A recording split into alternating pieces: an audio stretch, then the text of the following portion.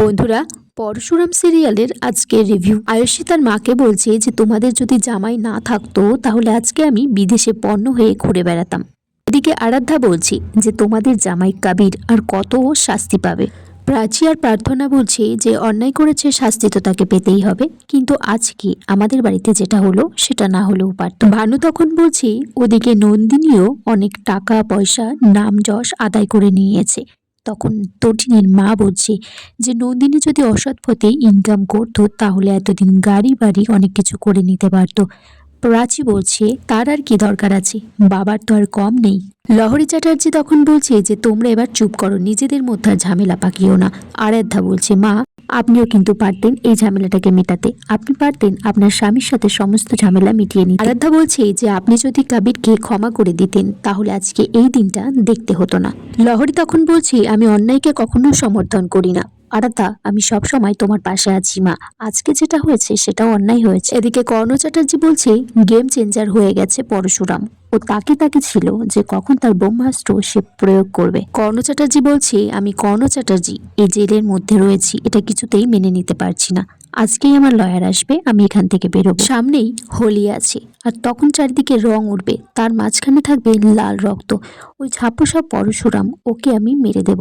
কত টাকায় বা মাইনে পাই, আমার বাড়ির চাকর বাকররাও ওর থেকে বেশি মাইনে পায়। সেই মানুষটাই আমার মাথাটা নিচু করে দিয়েছে আর আজকে আমি জেলের মধ্যে রয়েছি। শীতল বলছে হোলি পর্যন্ত আপনাকে অপেক্ষা নাও করতে হতে পারে, তার আগেই আপনি হয়তো বেরিয়ে যাবেন এখান থেকে। অনেকগুলো ফাঁদ পাতা আছে আর সেই প্রথম ফাঁদে পা দেবে তটিনী গাঙ্গুলি, ওদের ফ্ল্যাটটাই থাকবে না। এদিকে তটিনী বাড়িতে ফিরেছে, বলছে আজকে আমার মনটা খুব ভালো, লাট্টু আজকে খুব আনন্দ করে মাটনগুলো খেয়েছে। শীতল বলছে শত্রুকে সবসময় সামনে থেকে মারতে নেই, কিছু কিছু সময় পিছন থেকেও মারতে হয়। এতক্ষণে বোধহয় ধামাকা শুরু হয়ে গেছে। এদিকে তটিনীদের ঘরের মধ্যে গ্যাসের গন্ধ ছড়িয়ে গেছে। তখন পরশুরাম বলছে নতুন গ্যাস সিলিন্ডার আনা হয়েছে, হয়তো কেউ ইচ্ছাকৃতভাবে এটা খুলে রেখে গেছে। তটিনীও বলছে আমারও তাই মনে হচ্ছে।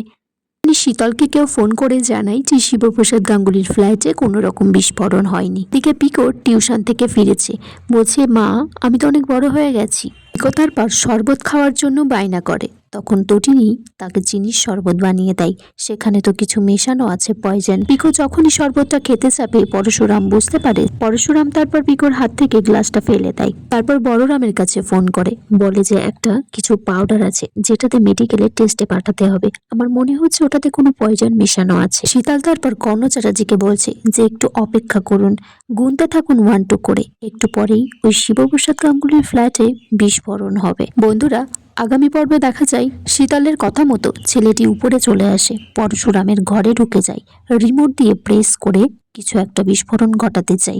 তখন পরশুরাম তাকে হাতে নাতে ধরে, সেখানে বলরাম আসে।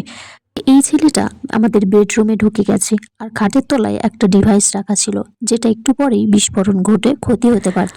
আর এখানেই আজকের পর্ব শেষ হয়ে যায়। বন্ধুরা, তোমরা কমেন্টস করে জানিও কেমন লেগেছে আজকের পর্বটা।